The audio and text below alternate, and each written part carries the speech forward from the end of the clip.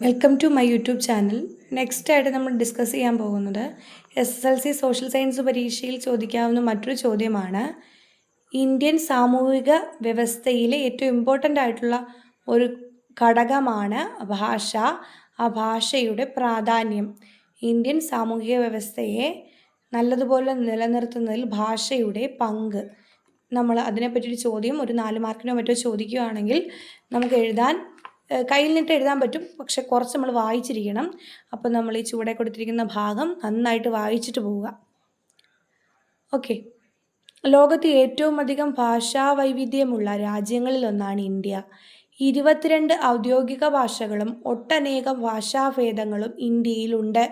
കേവലം ആശയവിനിമയത്തിനുള്ള മാധ്യമം മാത്രമല്ല ഭാഷ, അത് സംസ്കാരത്തിൻ്റെയും സ്വത്വത്തിൻ്റെയും അടയാളം കൂടിയാണ്. സ്വാതന്ത്ര്യം ലഭിച്ചതിന് ശേഷം ഇന്ത്യയിൽ സംസ്ഥാനങ്ങളെ പുനഃസംഘടിപ്പിച്ചത് ഭാഷയുടെ അടിസ്ഥാനത്തിലായിരുന്നുവെന്ന് എല്ലാവർക്കും അറിയാം. വ്യത്യസ്ത ഭാഷകൾ സംസാരിക്കുന്ന ജനങ്ങൾ തമ്മിൽ സാമൂഹ്യ വ്യവസ്ഥയിലും സംസ്കാരത്തിലും ധാരാളം വ്യത്യാസങ്ങൾ നിലനിൽക്കുന്നു. ഇവിടെ ടേബിൾ തന്നിട്ടുണ്ട്. ഏതെല്ലാം ഭാഷകളാണ് ഭാഷാ ഭൂപ്രദേശങ്ങൾ ജസ്റ്റ് നമുക്ക് നോക്കാം. ഭാഷാ കുടുംബം: ഇൻഡോ യൂറോപ്യൻ, ദ്രാവിഡം, അസ്ട്രോ ഏഷ്യാറ്റിക്. 3 ഭാഷാ കുടുംബങ്ങളാണ് പറഞ്ഞിരിക്കുന്നത്. അതിനകത്ത് പ്രധാന ഭാഷകൾ.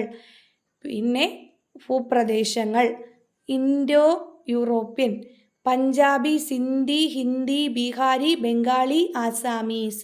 രാജസ്ഥാനി, ഗുജറാത്തി, മറാത്തി, കൊങ്കണി, ഒഡിയ. ഏതൊക്കെ ഭാഷാ ഭൂപ്രദേശങ്ങളിലാണ് ഈ ഭാഷകൾ സംസാരിച്ചിരുന്നത് നോക്കാം.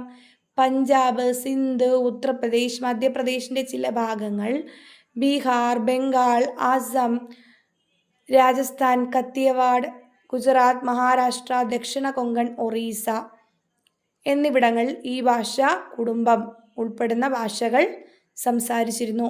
ദ്രാവിഡം: തെലുങ്ക്, കന്നഡ, തമിഴ്, മലയാളം, തുളു, കൊടക്, തോട. ആന്ധ്ര, തെലങ്കാന, കർണാടക, തമിഴ്നാട്, കേരളം, തുളുനാട്, കൂർഗ് കുന്നുകൾ, നീലഗിരി കുന്നുകൾ എന്നിവിടങ്ങളിൽ ഈ ഒരു ഭാഷ സംസാരിച്ചിരുന്നു. ആസ്ട്രോ ഏഷ്യാറ്റിക്: മുണ്ടരി, സവോര, ജുവാങ്, ബോണ്ടോ, ഗഡാവ, ഭൂമിയ, സന്താലി, ഖാസി എന്നിവയാണ് അതിലുൾപ്പെടുന്ന പ്രധാന ഭാഷകൾ. ദക്ഷിണ ബീഹാർ, ദക്ഷിണ ഒറീസയുടെ വടക്ക് പടിഞ്ഞാറ് മധ്യമേഖലകൾ, പശ്ചിമ ബംഗാൾ, സന്താൾ, പരഗാന ജില്ല, അസം കുന്നുകൾ എന്നിവിടങ്ങളിൽ ഈ ഭാഷാ കുടുംബം ഉൾപ്പെടുന്ന ഭാഷകൾ സംസാരിച്ചിരുന്നു. ജനങ്ങളെ പരസ്പരം ബന്ധിപ്പിക്കുന്നതിലും സംസ്കാരത്തെ പരിപോഷിപ്പിക്കുന്നതിലും ഐക്യം ഉറപ്പുവരുത്തി ഇന്ത്യയുടെ സാമൂഹിക വ്യവസ്ഥ നിലനിർത്തുന്നതിലും ഭാഷകളുടെ പങ്ക് വളരെ വലുതാണ്. അതിന് കീഴിൽ വരുന്ന പോയിന്റ്സ് ആണ്. സാംസ്കാരിക പാരമ്പര്യങ്ങളെ ജൈവികമാക്കുന്ന ഒരു ഘടകമാണ് എന്ത്?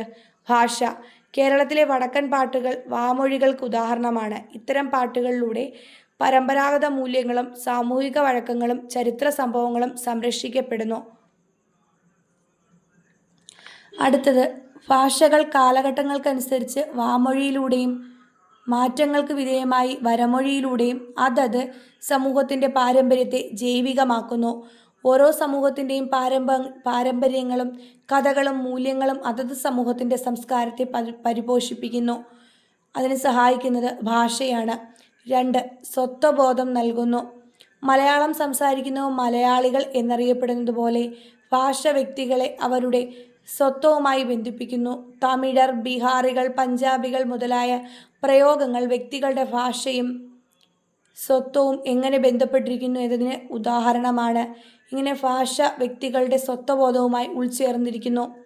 3. സാംസ്കാരിക വൈവിധ്യങ്ങളോടുള്ള ബഹുമാനവും സഹവർത്തിത്വവും വളർത്തുന്നു. നിങ്ങൾ മാതൃഭാഷ കൂടാതെ മറ്റേതൊക്കെ ഭാഷകൾ പഠിക്കുന്നുണ്ട്? നമ്മളിപ്പം ഹിന്ദി പഠിക്കുന്നുണ്ട്, ഇംഗ്ലീഷ് പഠിക്കുന്നുണ്ട് അല്ലേ? മറ്റു ഭാഷകളിലെ കഥകളും കവിതകളും സാഹിത്യ സൃഷ്ടികളുമെല്ലാം ആ ഭാഷ സംസാരിക്കുന്ന ജനതയുടെ സംസ്കാരത്തെക്കുറിച്ച് അറിയാൻ നമ്മളെ സഹായിക്കുന്നുണ്ട്. വിവിധ ഭാഷകളിലൂടെ വ്യത്യസ്ത സംസ്കാരങ്ങളെക്കുറിച്ച് അറിയുവാനും അവയെ ബഹുമാനിക്കുവാനും സഹവർത്തിത്വം വളർത്താനും സാധിക്കുന്നു.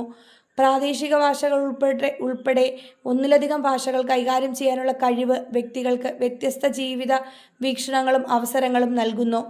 ഇന്ത്യൻ സാമൂഹിക വ്യവസ്ഥയെ സന്തുലിതമായി നിലനിർത്തുന്നതിന് ഭാഷാ വൈവിധ്യത്തെ തിരിച്ചറിയേണ്ടതും ബഹുമാനിക്കേണ്ടതും അനിവാര്യമാണ്. Thank you. ഇത്രയും കാര്യങ്ങളാണ് നമ്മൾ ഇതിനകത്ത് എഴുതേണ്ടത്. ഓക്കെ.